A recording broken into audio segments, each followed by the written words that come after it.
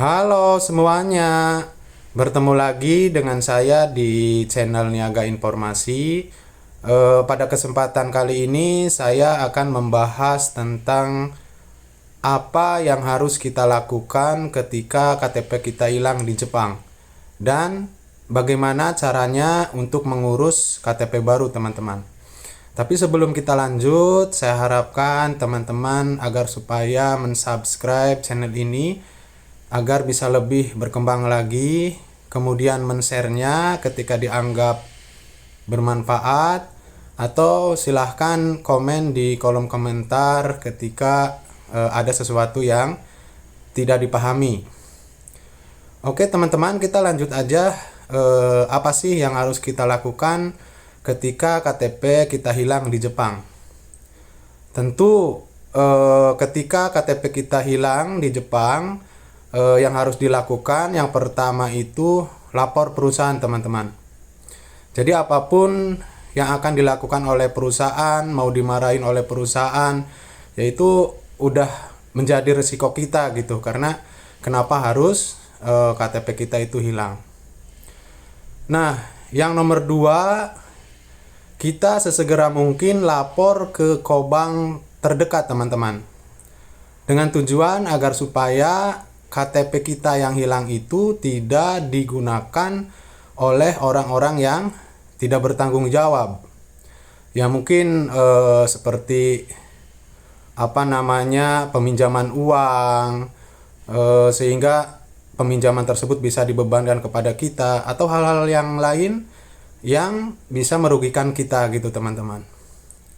Nanti di Kobang itu interogasi gitu. Kapan hilangnya, terus di mana hilangnya,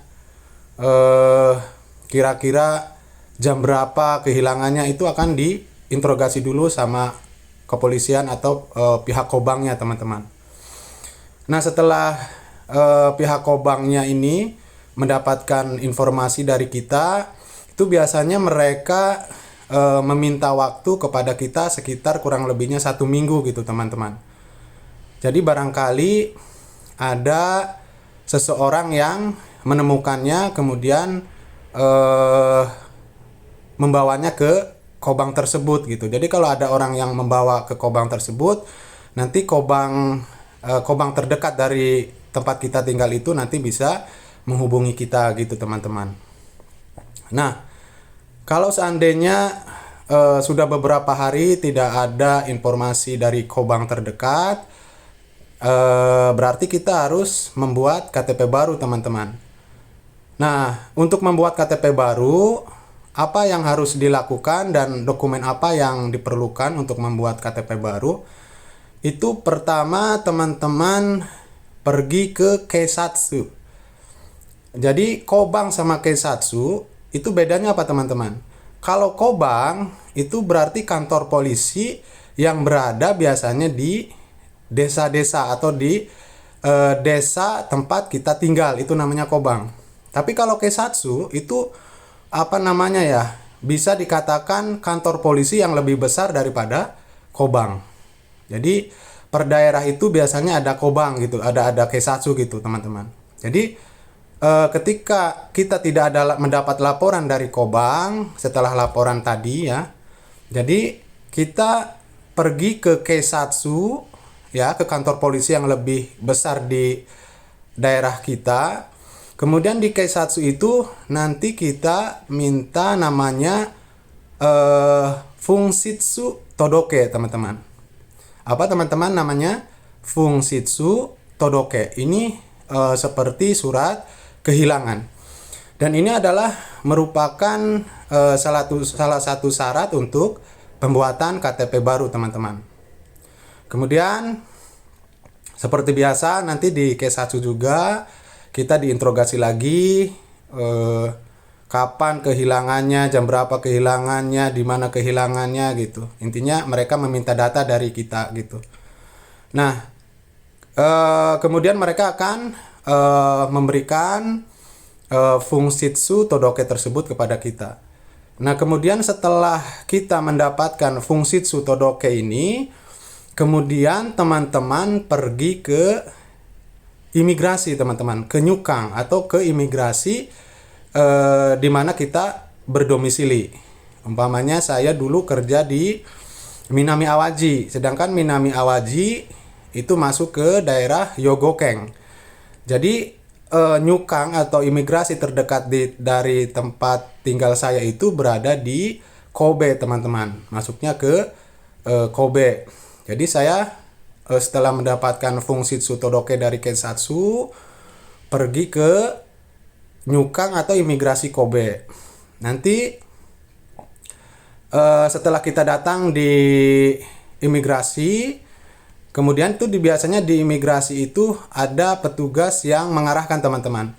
Nanti silakan teman-teman datang kemudian bertanya ke petugas yang mengarahkan, bilang aja watashi wa Shinzai Ryokado Sukuritai desu kedo, atau Atarashi Zaryokado Sukuritai desu kedo, Nani o shinakia ikenai desu ka, umpamanya kayak gitu ya. Jadi saya ingin bikin ke KTP baru, apa yang harus saya lakukan. Nah, kemudian biasanya petugas ini mengarahkan apa yang harus kita lakukan, kemudian kemana kita harus membawa dokumen-dokumen yang diperlukan. Nanti diarahkan oleh petugas yang ada di imigrasi. Biasanya dokumen apa aja sih yang diperlukan ketika kita membuat KTP baru di imigrasi?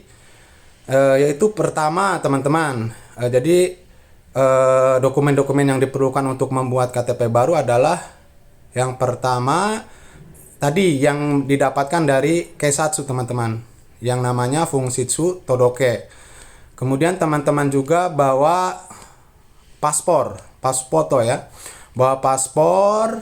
Kemudian siapkan foto 3x4 teman-teman, 2 lembar aja.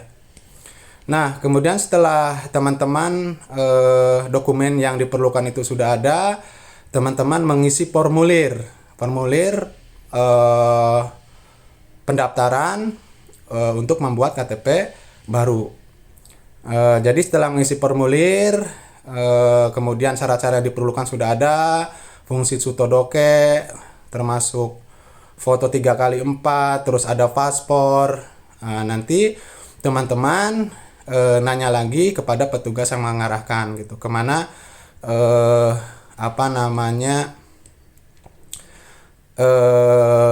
dokumen ini dibawa gitu teman-teman. Nah, nanti setelah diarahkan, umpamanya di bagian A2, ya silakan teman-teman dibawa ke tempat tersebut. Nah, itu biasanya pembuatan KTP baru sesuai dengan pengalaman saya dulu. Saya juga kebetulan mengalami kehilangan KTP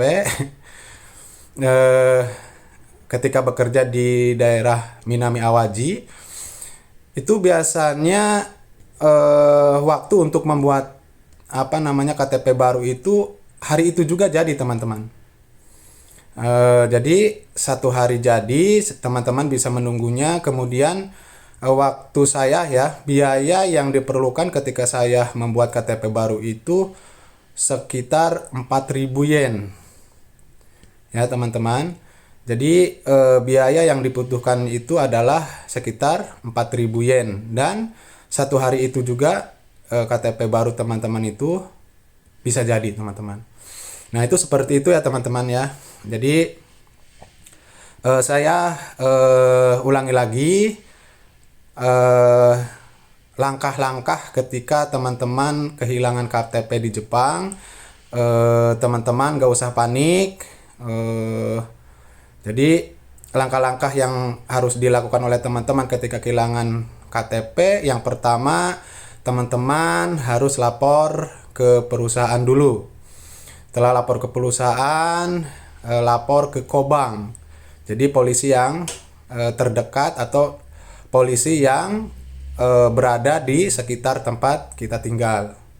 Kemudian setelah lapor ke Kobang, kemudian dari Kobang pun tidak ada pemberitahuan bahwa ada seseorang yang sudah mengantarkan KTP hilang atau mengantarkan KTP yang KTP hilang kita itu. Setelah 1 minggu tidak ada laporan dari Kobang, teman-teman berarti harus membuat KTP baru, segera lapor ke Keisatsu yang berada di domisili tempat tinggal teman-teman. Ya, kalau umpamanya teman-teman berada di Osaka, ya teman-teman lapor ke Keisatsu yang ada di Osaka. Kemudian kalau saya dulu di Minami Awaji, saya lapor ke Keisatsu daerah Minami Awaji. Tadi udah dijelaskan ya teman-teman antara Kobang dan Keisatsu bedanya apa. Kalau Kobang itu seperti pos polisi teman-teman. Jadi kantor polisi kecil biasanya berada di desa-desa. Jadi setiap desa itu ada Kobang. Nah, itu seperti itu.